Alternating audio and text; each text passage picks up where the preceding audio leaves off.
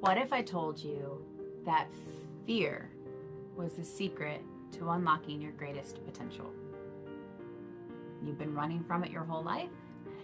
But today, we are going to face it head on. Don't let fear be a dream killer, a goal wrecker. Instead, let's look at the 5 steps to overcome fear today. First of all, what is fear? Franklin D. Roosevelt said, We have nothing to fear but fear itself. fear stands for false evidence appearing real. That's because fear isn't really real. Now, yes, the emotion of fear is real. We really feel it. It takes hold like a ghost in the night, holds us down, robs us of our power.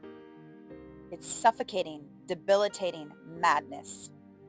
Through avoidance, we drown in our fears. We forget who we are, where we are, and what we are capable of. But usually we're afraid of something that's not actually happening, and we're afraid of something that we have no idea if it's going to happen in the future. Usually it doesn't happen. That's because our minds go wild and they search for the worst case scenario. We imagine all of these horrible what ifs that don't actually happen. We think things like, what if I'm not liked? What if I'm judged? What if they don't accept me? What if I fail? What if it blows up in my face? What if I'm not enough? Nelson Mandela said, I have learned that courage is not the absence of fear, but the triumph over it.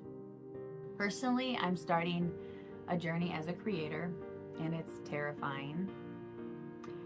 I have fears like, what if I'm judged? What if I'm not accepted? What if I fail? Right?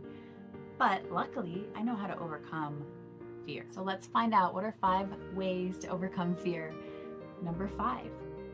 Identify your fear and find out why that's a fear for you. So once you find out why it's a fear for you, I want you to search for proof that this fear isn't a reality, right? So for me, if I go into my fear of being judged or not accepted, I can look into the past 5 years. I've been building a business and putting myself out online. There's no evidence that I'm not liked or I'm judged or I'm not accepted. There is positive energy coming in, and that's proof of acceptance. And beyond that, everything else is just an assumption or it's not real. It's false evidence appearing real. Number 4, use positive self-talk or positive affirmations. So basically, we all have self-talk. We all have thoughts that go running rampant on their own unless we stop and listen to our thoughts and pay attention to them. It's usually not good. I want you to stop and listen to your self-talk. Listen to the things you are thinking about your life and about yourself. And if you hear yourself saying negative ones, typically we all do if we haven't done this before, I want you to stop yourself and try to change them into more positive thoughts. So for example, if you're about to start something new and you're thinking, oh, I'm gonna suck at this, or I suck, you can change that thought to, I'm new at this. It's okay if I'm not good from the get-go. I'm gonna get better. I'm gonna learn and grow from this experience. I'm gonna be awesome. I'm gonna be great. I am enough. I am worthy. Number 3, use mindfulness and relaxation techniques. So when you start to get anxious, nervous, in your head, having a lot of thoughts going that are causing fear, or building up that fear, you can take a moment to recenter, relax your body. And mindfulness means to focus on the present moment. So instead of getting caught in your head in this spiral of negative thoughts related around this fear, you can bring yourself back to the present moment. One way to do that is through the senses. You can look out the window. Look at the beautiful fall colors. Listen to the birds singing.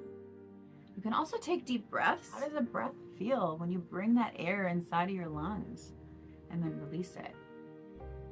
You can also use movement and exercise to relax your body, to let out some of that emotion and to get back to the present moment. Shake it out. Whatever you need to do to move that energy out of your body and get back into the present moment and out of your head. Number 2, build a support network. So that means reach out to family and friends and talk to them about what you want to do and what you're afraid of. Work through it with them. It's a little less scary when you have people in your corner. You can also join a support group, a Facebook group, a coaching program. That's what I'm doing with the becoming a creator. I have people around me who are also doing the same thing. We're facing the same fear together, and it's just a little less scary when you do it together. You can also talk to a therapist about your fear and why you're afraid of it. Work through some things from your past that could be triggering this fear. The number one most important thing to overcome fear, I'm going to tell you in just a moment, but first a story about how I did just that. I wanted to be an actress my whole life. In my early 20s, I joined a theater. Boy, did I have a lot of self-doubt. Imposter syndrome was taking over. I had thoughts of, you don't know what you're doing, you shouldn't be here, you can't act. I got more and more nervous. I was, getting that before we weren't even acting and I couldn't talk. And it was so bad that I ended up quitting the class because I didn't know what else to do. I mean, I was stuck, frozen with fear. I actually had some synchronicities happen that personally made me feel like I was meant to do it. I felt like the universe had my back.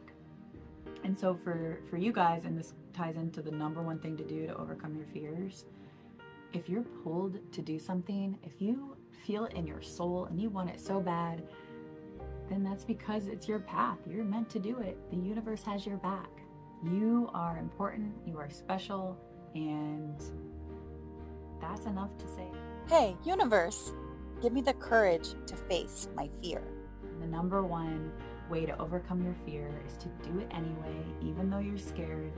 That's what I did when I got those signs. I just went back to class and I did it scared and I kept doing it.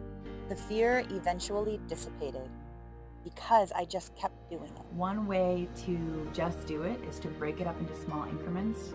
I've been wanting to become a motivational speaker. I had someone that invited me to their speech in front of a group of maybe 25, 30 people. At the end, she called me up. She had me speak for a few minutes. I didn't have time to get nervous or be afraid because I didn't know she was going to call me up. And it went really well. And now I have this tiny little speaking moment under my belt. It was a small increment of what I might do one day, speaking for 30 minutes or an hour in front of a large audience. But if I keep working my way up into bigger and bigger things, that's the best way to do it. The number one way to overcome your fear is to do it anyway. Break it up into small steps and just do it. So whatever that thing is that scares you, the thing deep in your soul that calls to you over and over again, just do it. It's your purpose, it's your calling.